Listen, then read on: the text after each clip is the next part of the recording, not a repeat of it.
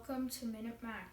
Today we'll be learning how to change your computer from dark mode and light mode. So let's get started.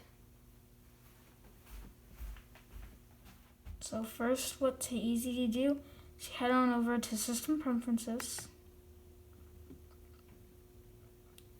go to General, then you'll see a light and auto and dark under Appearance. So if yours is in dark mode, you can change it to light or keep it dark. As you can see, when you turn it to light, it turns white and the menu bar appear changes. You can see that it changes to white, and the dock also changes to white.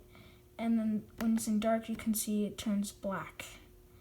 Then you can go ahead and close it once it's changed. And then, yeah, there you go. Thanks for watching. I hope you found this video helpful. Please leave a like down below, comment and subscribe, and stay tuned for more videos. Leave a link down in the description for more videos on how to chalk-pick, and we can maybe get enough money, we can get an iMac, and I can do some more how-tos for that. So, and reviews, and unboxings, and many, many others. So thanks for watching. Bye.